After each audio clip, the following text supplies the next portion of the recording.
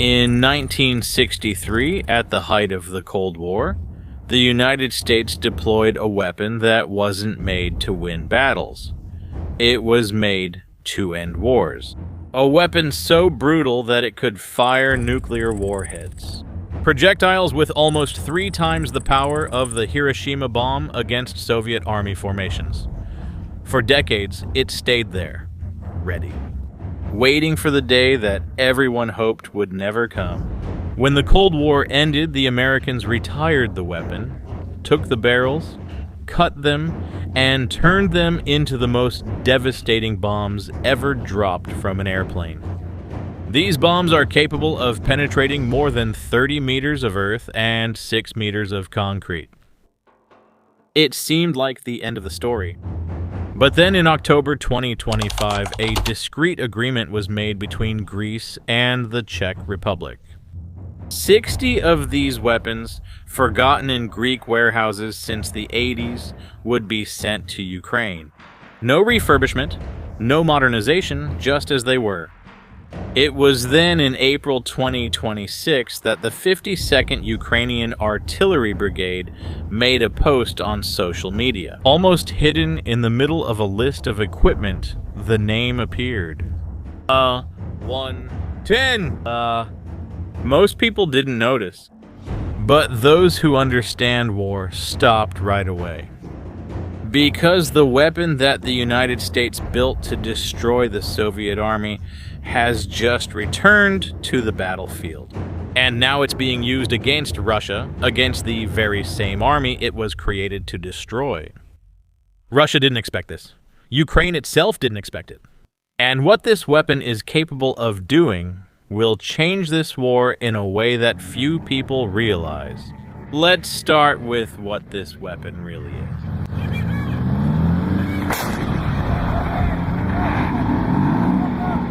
The M110 is the largest self-propelled howitzer that the United States has ever deployed.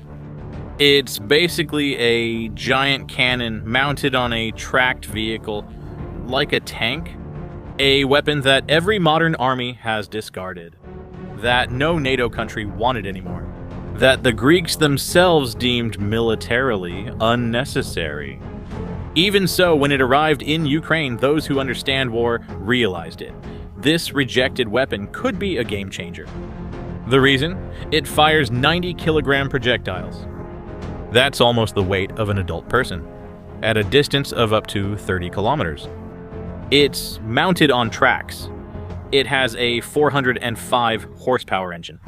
And it can fire, move, and fire again before the enemy figures out where the shot came from. It's not modern. It's not pretty. It lacks cutting-edge technology, but it delivers a level of destruction that few weapons in the world can match. But there's a detail about this weapon that almost nobody mentions. And when you find out, you'll understand why the M110 isn't just another old cannon. The main reason it stayed in service for so long wasn't its regular firepower with traditional explosives. It was its ability to fire tactical nuclear warheads.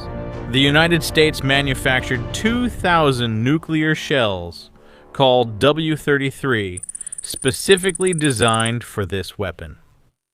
Each of these shells could, according to some estimates, unleash an explosion of up to 40 kilotons. Just to give you an idea, the bomb that destroyed Hiroshima had a yield of 15 kilotons. In other words, a single shot from the M110 could cause almost 3 times that destruction. That was its purpose. If the Soviet Union advanced on Europe, the M110 would be the answer. Tactical nuclear destruction, fired from a cannon on tracks. But the Cold War ended and the M110 was retired.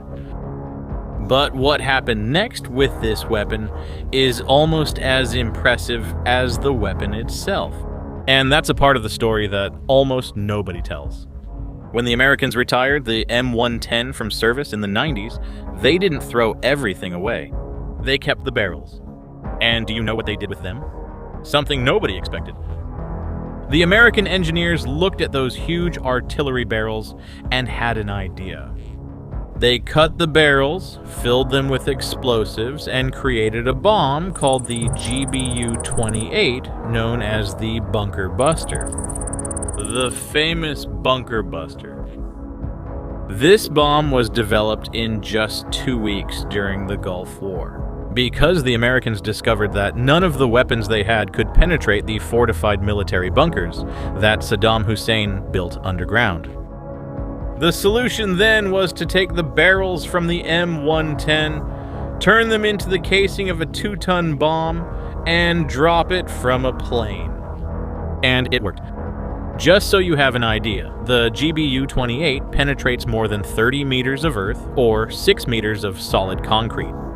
Only 2 were dropped in the Gulf War. The second one hit an Iraqi shelter directly.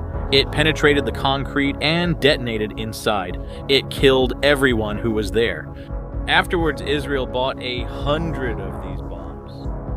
And many believe that the intention was to use them against Iran's nuclear facilities.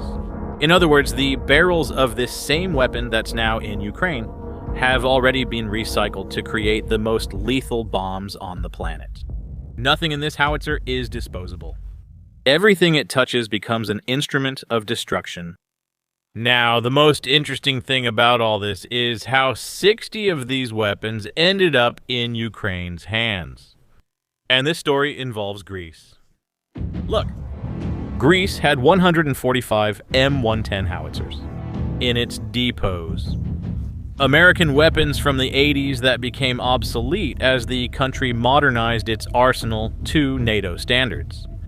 The Greek government saw them as an opportunity. They would sell what they no longer needed and use the money to buy new equipment.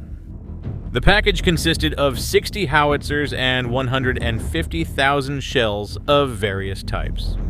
All of that for 199 million euros.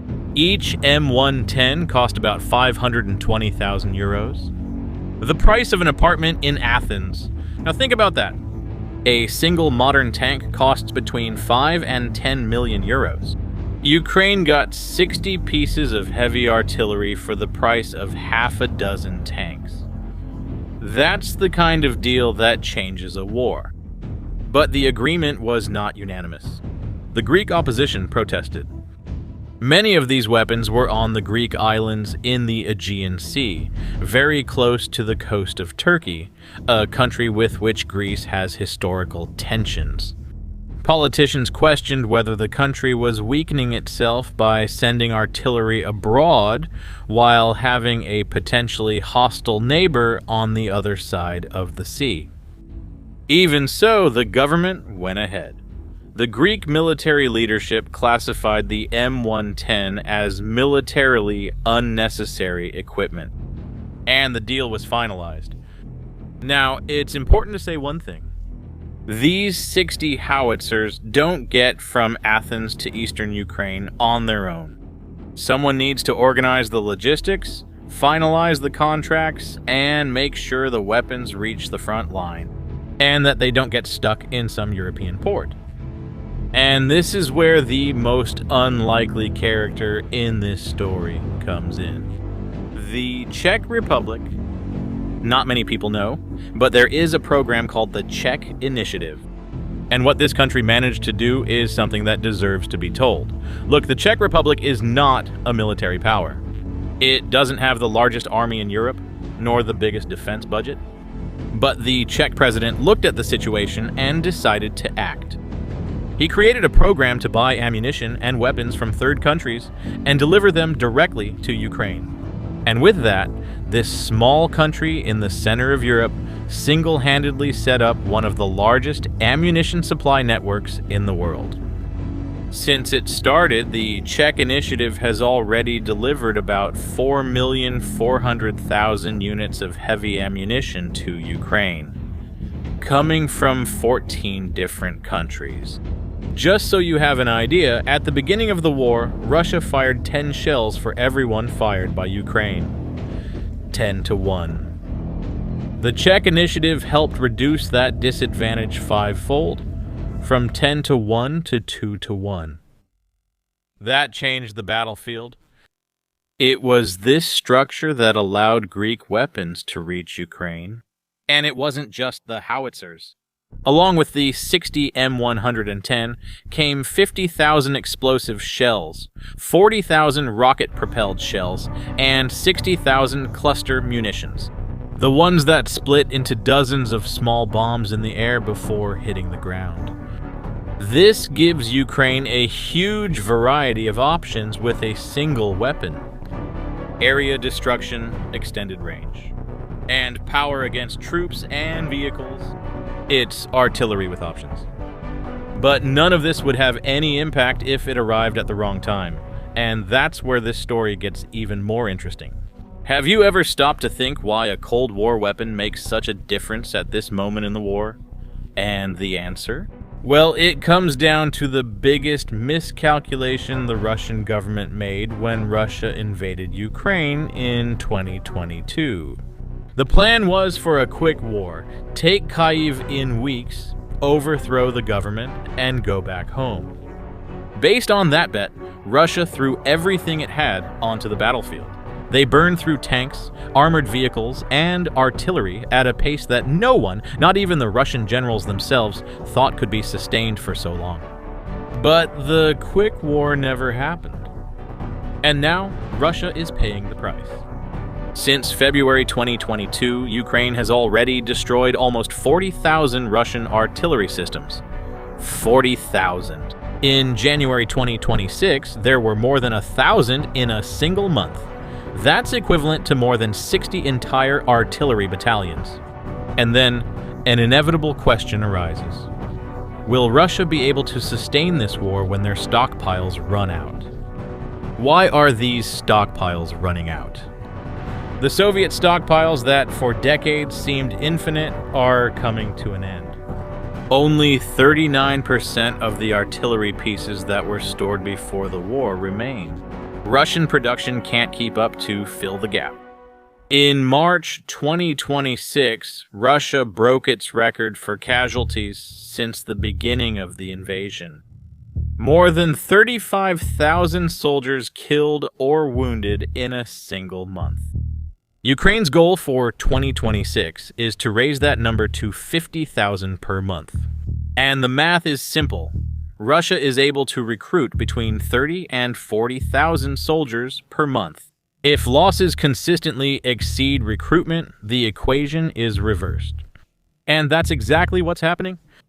In the first quarter of 2026, Russia lost more than 90,000 soldiers, while recruiting about 80,000. The numbers don't add up. And when the numbers don't add up, every new weapon that arrives on the Ukrainian battlefield speeds up the bloodletting. The truth is that Ukraine doesn't need futuristic weapons. It needs weapons that can consistently deliver destruction at scale. And those 60 howitzers with 150,000 shells, they do exactly that. The 52nd Artillery Brigade is already using these weapons. Imagine the scene. In eastern Ukraine, somewhere in the Kramatorsk or Kharkiv sectors, a nearly 30-ton howitzer stops in a protected position. 13 men operate a weapon that is almost twice the age of each of them. A shell the size of a human body is loaded. The barrel rises, the shot echoes for miles. 90 kilos of explosives fly toward a Russian position. And before the impact is even confirmed, the M110 is already moving to another position. Operating alongside it are the Bodana howitzers, made in Ukraine, and the Vampire multiple rocket launchers. Each system plays a role. The Bodana hits targets accurately at long distances. The Vampire saturates entire areas with rockets, and the M110 delivers the heavy blow. But what really makes this combination terrifying for the Russians is what happens before the shot is fired. Ukrainian drones fly over Russian lines, identify trenches and troop concentrations, and transmit the coordinates in real time. The artillery receives the information and opens fire. And March of 2026 brought a milestone that makes this even more lethal. For the first time in the war, Ukraine carried out more drone attacks than Russia. Ukrainian eyes in the sky now outnumber the Russian ones. And every extra pair of eyes is a death sentence for those on the other side. And most importantly, the supply doesn't have to stop here. Greece can still send about 85 M110s. But when you look at the global map, you realize that the potential is much greater. Turkey, for example, is currently retiring 219 units to make way for a more modern system. Jordan operates 120. Pakistan has 140. Morocco and Taiwan add up to more than 130 between the two. There are hundreds of howitzers spread across 3 continents, sitting idle in depots with no purpose. And what's most revealing is that the path to send them to Ukraine has already been opened. The Czech initiative has proven that it works. There is a way to transport these weapons. The money exists. All that's missing is political will. The United States built the M110 for the most extreme scenario of the Cold War: tactical nuclear strikes against the Soviet Army. 60 years later, this weapon isn't firing nuclear warheads. It doesn't need to. And when they retired the M110, they thought the story of this weapon was over. When they took the barrels and turned them into bunker-busting bombs, they thought it was the final chapter. But the war in Ukraine rewrote that ending. The weapon that was supposed to destroy the Soviet army is back. And every day that Russia loses more artillery than it can replace, every month that casualties outpace recruitment, weapons like this stop being just useful. They become decisive. And in the end, this story shows something that goes beyond this war. What one army considers trash might be exactly what saves another. And sometimes the weapon that changes everything isn't the most modern, nor the most expensive, nor the most advanced. It's the one no one expected to see return. Now I want to hear from you. In your opinion, how much longer can Russia keep up with this pace of losses? Leave your opinion in the comments.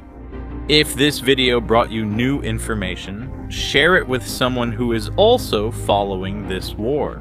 And if you haven't subscribed to the channel yet, subscribe and turn on the notification bell so you don't miss the next videos. Take care and see you next time.